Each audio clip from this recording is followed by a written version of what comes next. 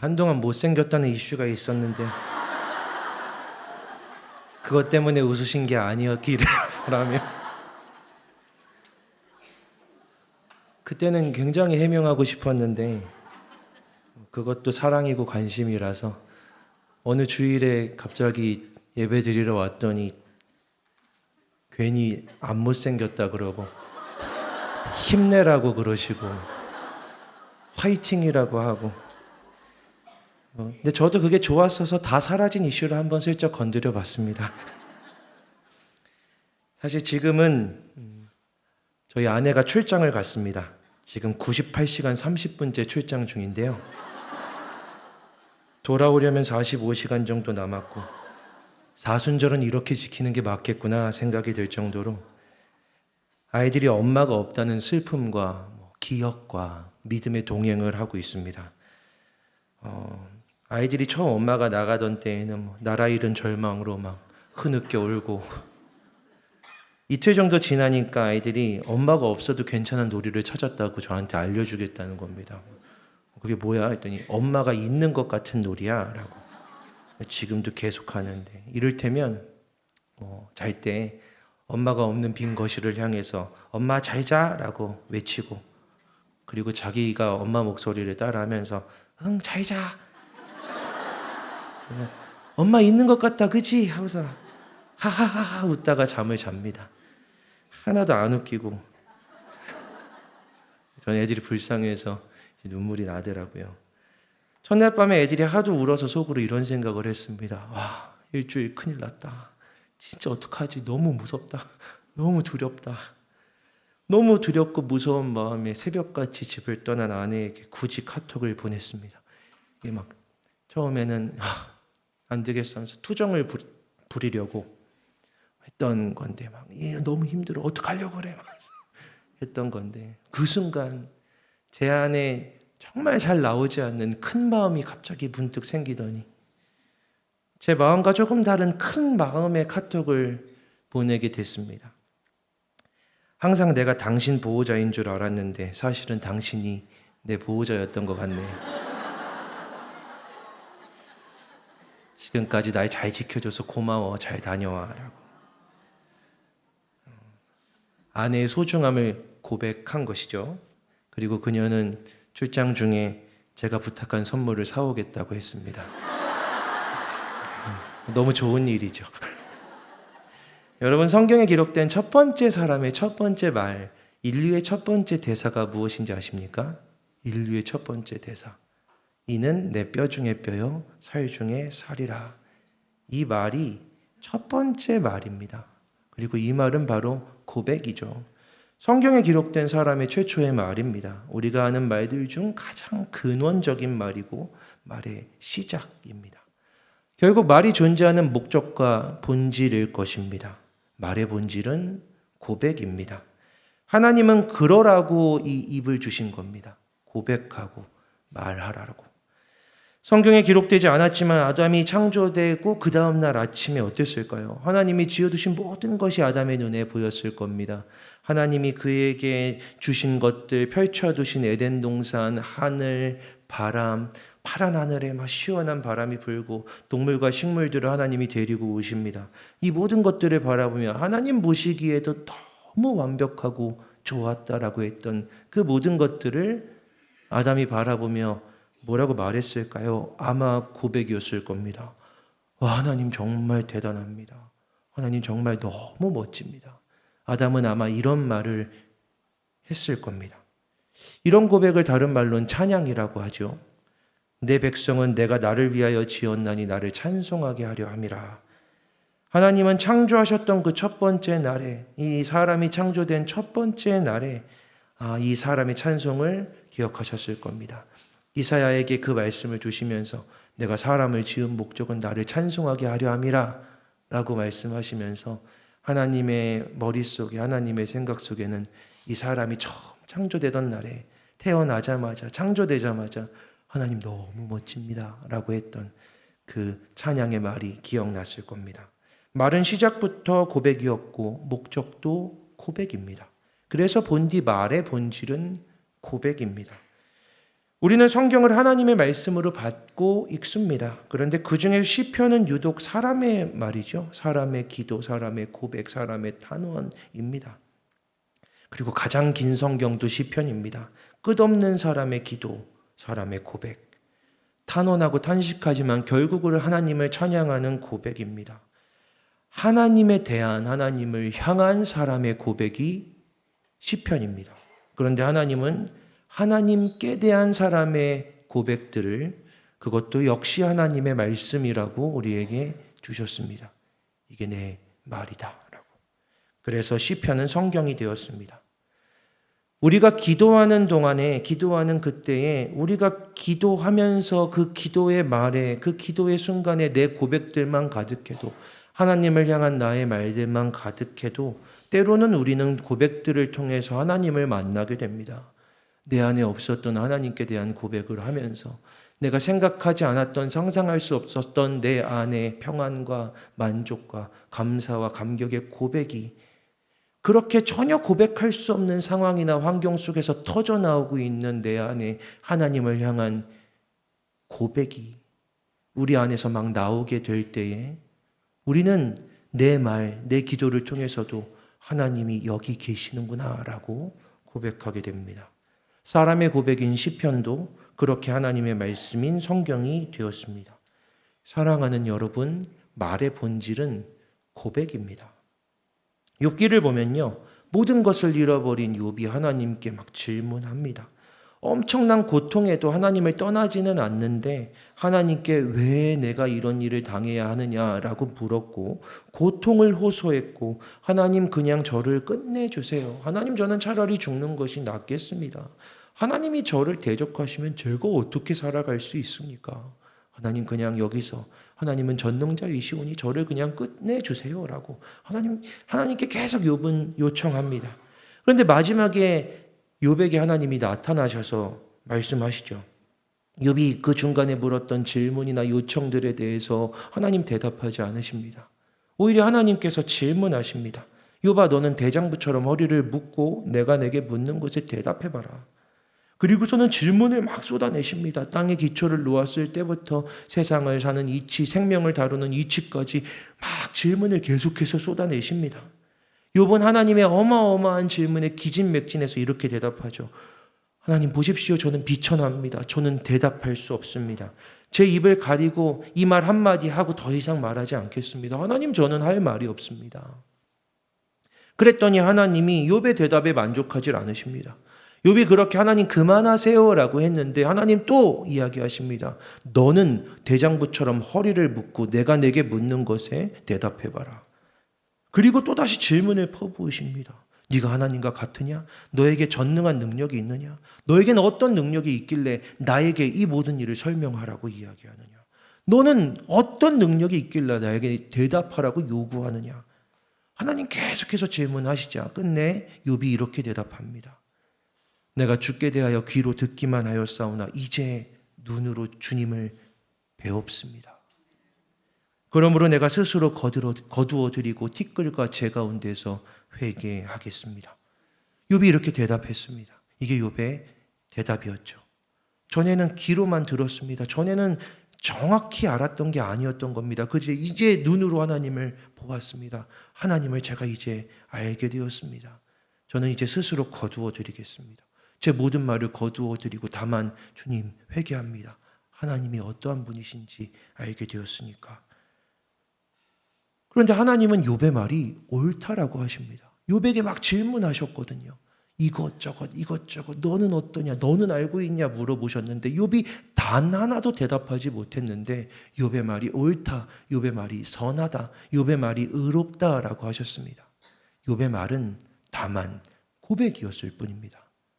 하나님이시라고, 저는 하나님 앞에서 회개한다고 고백이었을 뿐입니다. 하나님께는 그 말이 질문, 따짐, 탄원에서 고백으로 변하게 될 때 그 말이 의롭다, 선하다, 옳다라고 여겨지게 되는 것입니다.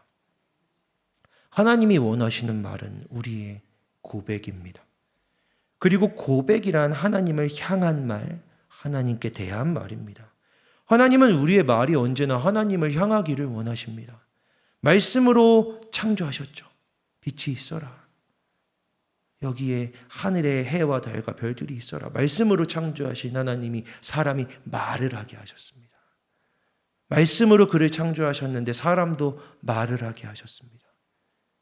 말씀의 능력이 있으신 하나님이 사람에게 말을 할 수 있는 힘을, 능력을 주셨습니다. 그 말은 하나님께 대한 것이기를 원하셨던 겁니다. 하나님을 향한 것이기를. 예수님께서 베드로에게 물으십니다. 사람들이 나를 누구라 하느냐? 너희는 나를 누구라 하느냐? 베드로가 예수님께 대답합니다. 주는 그리스도시요 살아계신 하나님의 아들이십니다. 라고. 아마도 성경에서 베드로가 예수님께 칭찬을 받는 유일한 장면일걸요. 베드로는 맨날 혼나니까. 베드로의 말은 많이 나오지만 잘했다. 잘했다 베드로야. 이 다음 말에 엄청나게 혼나잖아요. 근데 베드로가 했던 그 말들 중에 예수님이 정말 기뻐하셨던 그 말은 주는 그리스도시요 살아계신 하나님의 아들이십니다 라는 말이었습니다. 부활하신 예수님을 믿지 못하는 도마가 있었습니다. 예수님이 부활하셔서 제자들에게 나타났는데 도마만 필연적으로 그 자리에 없었습니다. 도마는 못 믿겠다 합니다. 예수님이 직접 나에게 오셔서 손바닥을 보여주시고 내 손가락을 그 손바닥에 넣어봐야, 내가 그의 뚫린 옆구리에 내 손을 집어넣어봐야 그의 부활하심을 믿겠다라고 이야기합니다. 예수님께서 도마에게 그리고 그 다음 주에 찾아오십니다. 그리고 그에게 손바닥을 내밀어 주십니다. 도마야, 네 손을 내 손에 넣어서 내 옆구리에 대어서 믿지 못하는 자 말고 믿는 자가 되어라. 도마가 어떻게 했나요? 고백했습니다. 나의 주님이시요 나의 하나님이십니다. 그 모든 불신과 대화는 거기서 끝이 났습니다. 여러분 그런데 아십니까? 도마가 성경에서 예수님이 하나님이시다라고 고백한 유일한 사람입니다. 예수는 하나님의 아들을 넘어서 예수가 하나님이십니다라고 고백했던, 명확하게 자기 입으로 고백했던 가장 완전한 고백이죠. 가장 궁극적인 고백이죠. 그 고백을 도마가 했습니다. 아니, 예수님이 만들어내신 겁니다. 예수님이 도마의 질문들을 고백으로 만드십니다. 도마에게 새로운 말을 창조하시죠. 도마가 고백을 하게 하셨습니다. 하나님은 우리가 말을 하나님께 대해서 시작할 때, 하나님을 향한 우리의 말이 시작될 때, 우리가 하나님께 대하여 말하기 시작할 때 하나님 우리에게 찾아오셔서 우리의 말을 하나님을 향한 고백으로, 완전한 고백으로 바꾸어 주시기를 원하십니다. 오늘 우리의 기도도, 오늘 우리가 하나님께 하는 말들도 우리의 입에서 나오는 순간은 우리의 것 같아도 성령께서 말할 수 없는 탄식으로 우리와 함께 기도하심을 통해 우리의 기도가 바뀌고 바뀌어지다가 하나님에 대한, 하나님을 향한 완전한 고백이 되기를 주님의 이름으로 축복합니다. 오늘 본문은 바로 바울이 로마 교회에 쓴 편지의 시작 부분입니다. 바울이 로마 교회에 이 편지를 쓴 목적은 굉장히 명확한데 편지 안에서도 드러나고요.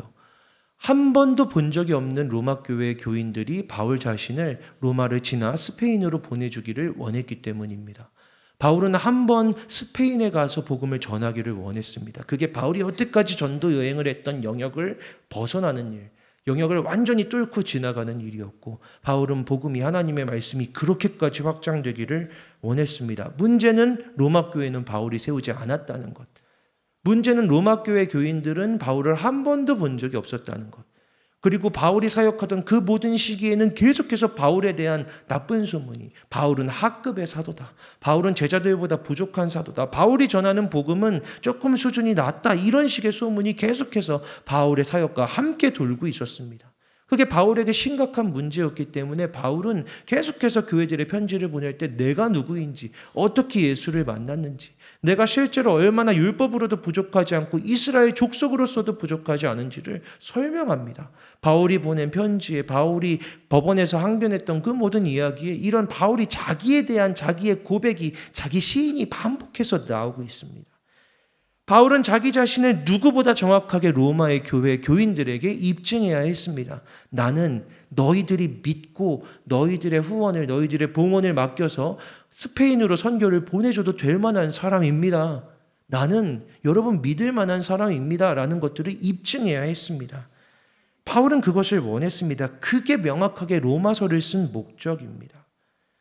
그런데 로마서는 정말 특이하게도 바울이 자기 자신이 누구이다라고 소개하는 내용이 자기의 출신, 자기의 부르심, 자기가 어디서 배웠는지, 내가 이스라엘 민족 중에서도 누구인지, 내가 유대인으로서도 왜 결격 사유가 없는지를 단 한순간도, 단 한 부분에서도 다루고 있지 않습니다. 오히려 다른 데에서는 이런 것들을 굉장히 다루고 있는데 로마서에는 없습니다. 로마서에는 오히려 바울이 온 힘을 다해서 내가 누구인지를 생략하는 것처럼, 바울은 자기 자신을 가장 입증해야 되는, 나를 입증하고 나를 인정시키고 내가 괜찮은 사람이야, 나는 너희들이 후원해도 될 만한 사람이야 라는 걸 가장 명확하게 목적으로 삼았던 그 편지에서 온 힘을 다해 나를 생략합니다. 온 힘을 다해서 나를 빼내는 겁니다. 그리고 많은 사람이 동의하는 것처럼 로마서라는 편지를 복음으로 가득 채워놨습니다. 복음을 설명하는 것으로, 복음을 주신 하나님의 마음과 하나님의 사랑을 선포하는 것으로 로마서를 가득 채워놓습니다.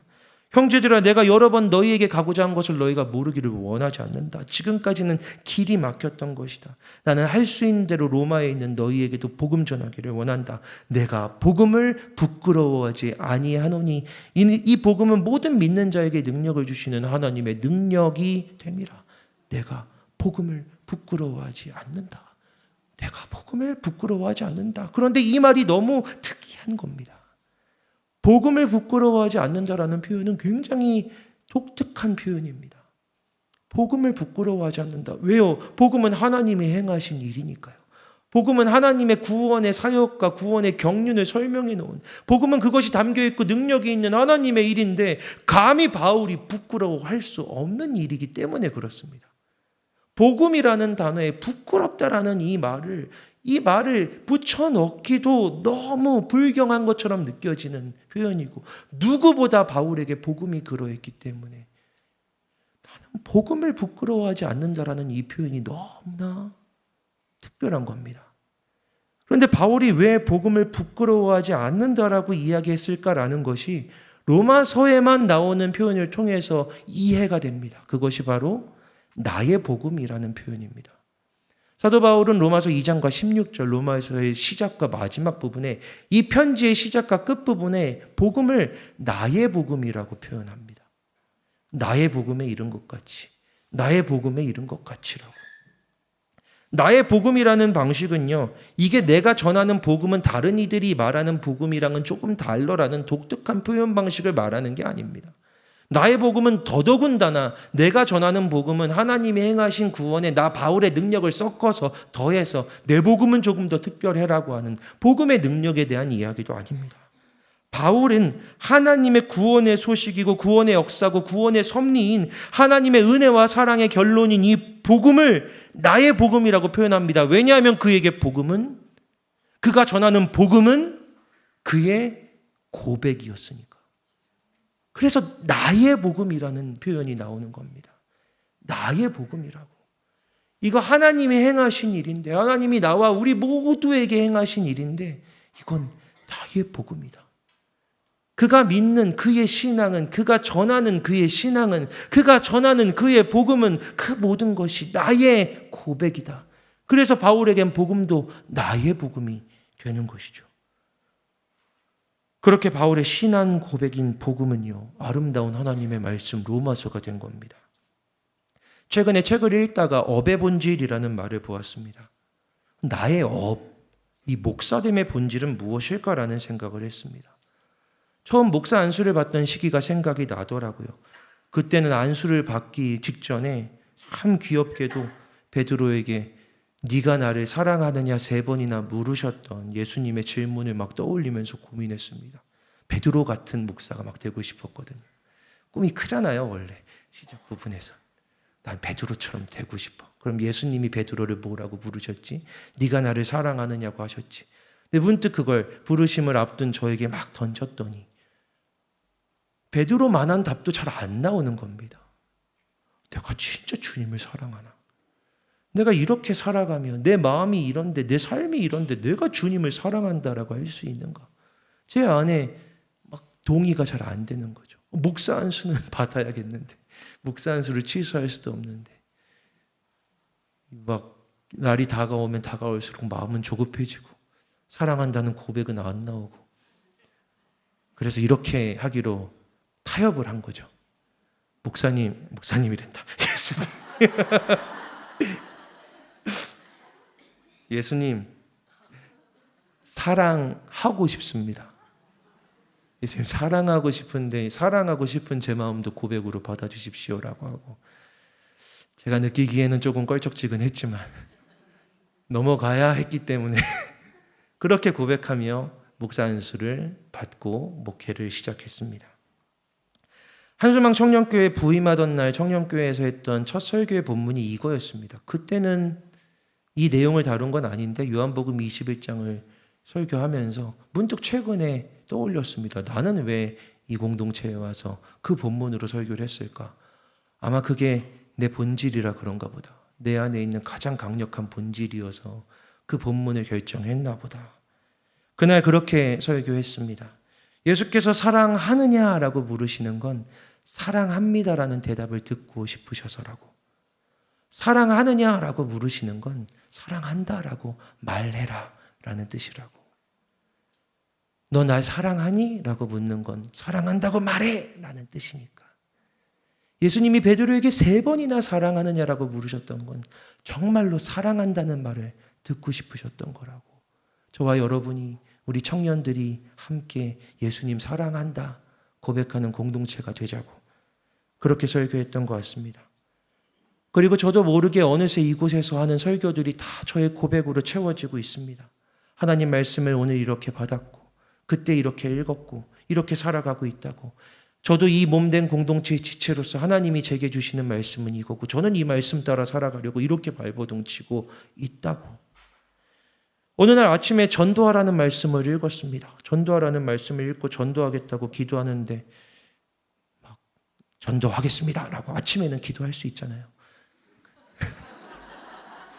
그리고 그날 이제 설교를 쓰려는데 설교가 도무지 쓰여지지 않는 겁니다. 막 저주를 받은 것처럼 글이 안 써져서 왜 안 써질까? 왜 설교가 쓰여지지 않을까 싶은데 문득 말씀대로 살자고 전하는 자가 지가 그렇게 살겠다고 해놓고 아침에 고백했던 것을 잊고 있다라는 생각이 들어서 오늘 전도를 하지 않으면 하나님이 설교를 주시지 않을 것 같다라는 엄청난 압박감에 전도하자라는 마음으로 사무실을 딱 나와서 언제나 1층 입구에 감사하게 비치되어 있는 전도용품을 호기롭게 확 하고 집었습니다.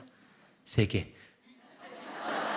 그게 제 수준이거든요. 여러분 잘 모르시겠지만 굉장히 내향적이어서 딱 3개를 집고 무리가 되겠지만 한번 가보자 하고 홀로 이제 이걸 해야 설교를 쓸 수 있으니까 나가는 겁니다. 딱 문 앞을 나가자마자 택배기사 아저씨가 택배를 하차하고 계시더라고요. 잘 됐다. 저분은 이걸 거절하지 못할 거야 하고 냉큼 가가지고 트럭에 있는 아저씨에게 교회 다니세요 하고서는 휴지를 내밀고 아저씨는 얼떨결에 받고 돌아서서 멍청한 놈 같으니라고. 그게 무슨 전도라고. 이게 무슨 전도라고. 뭘 한 거냐. 3개밖에 안 되는데 하나를 이렇게 날려버리고. 너무 답답해서 길을 내려오다가 여기 올라오는 그 길에 딱 저기서 오고 계시는 한 아주머니를 만난 겁니다. 권사님이 아니기를 바라며 예수님 믿으세요 라고 이렇게 딱 드렸습니다. 근데 그분이 딱 받으셨는데 너무 놀란 것 같은 거예요.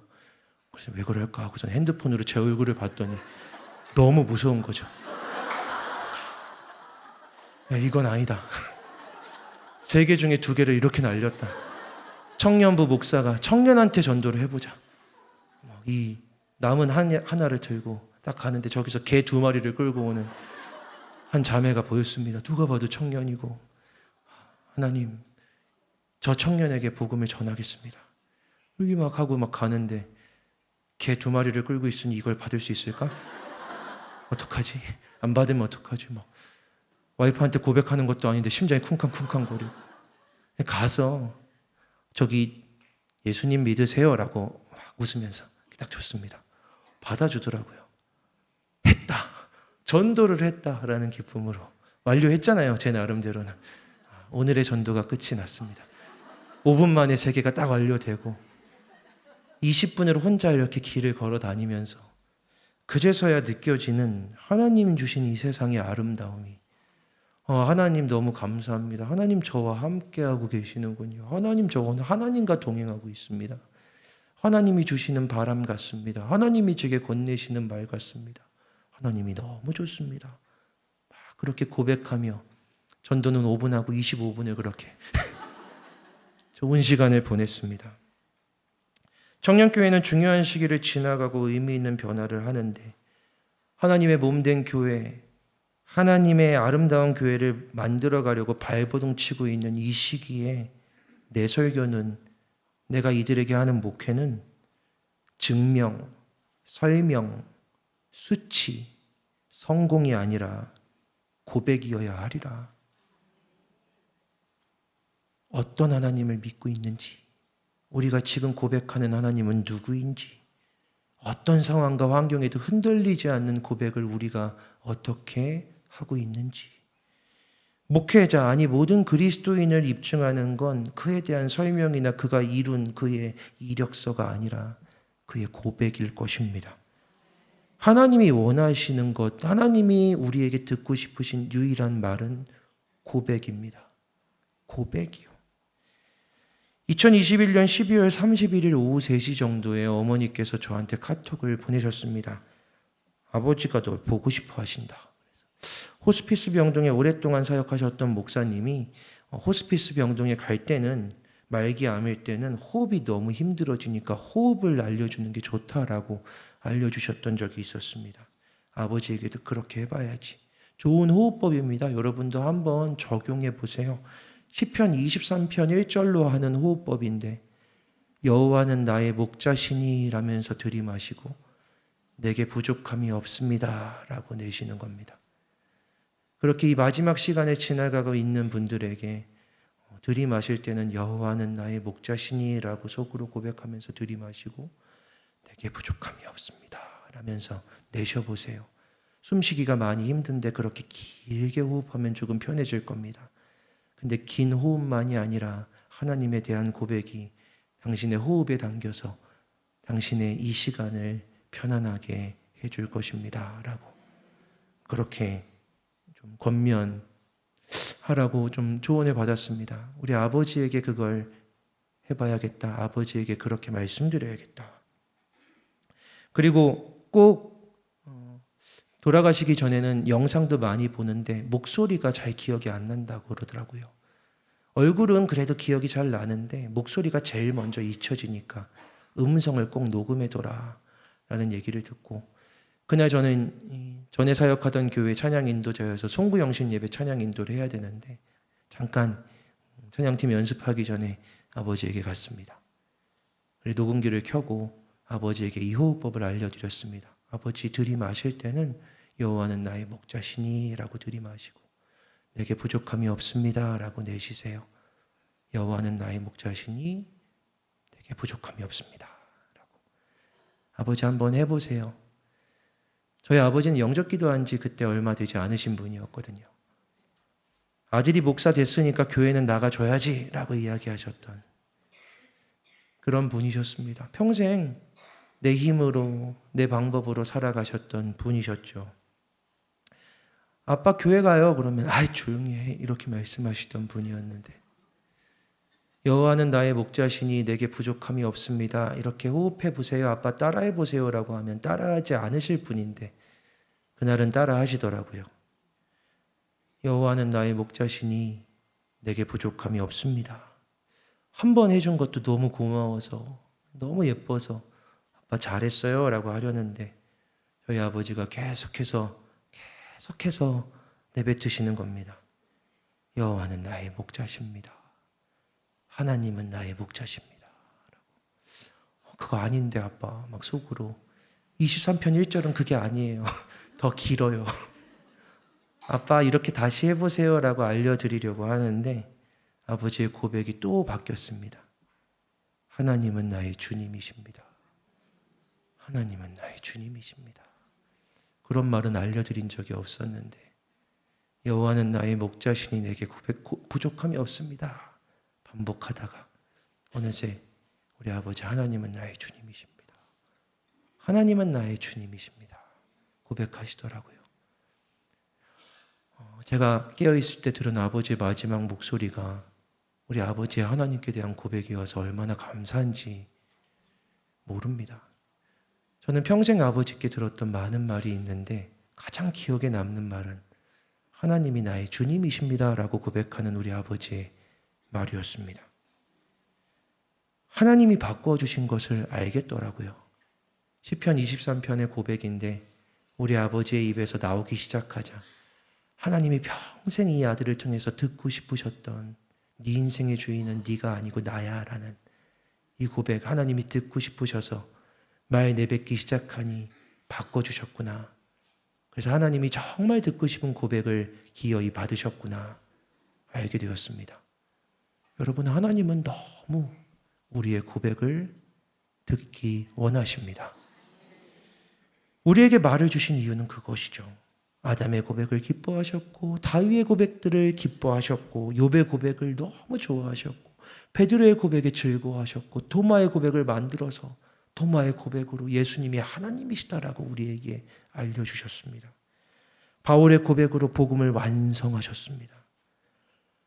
목회하는 건 하나도 쉽지 않고 모든 것이 어렵고 다들 어떻게 해야 돼요? 라고 저한테 묻는데 저한테는 답이 없고 그때 저는 그런데 나는 이런 하나님을 믿는다라고 고백하는 수밖에 없습니다.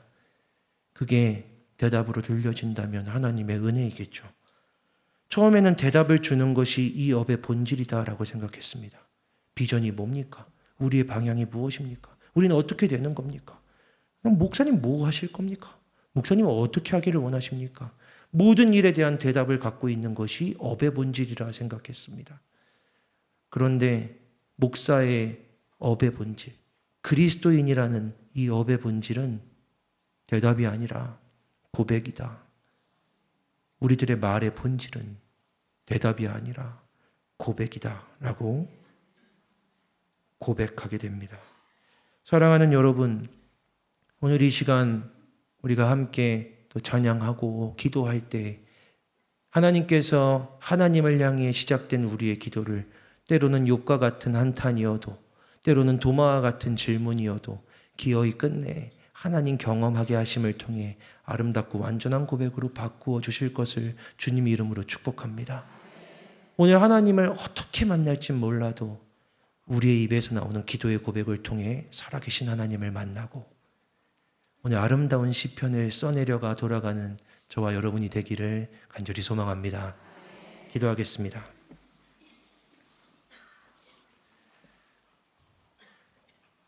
하나님,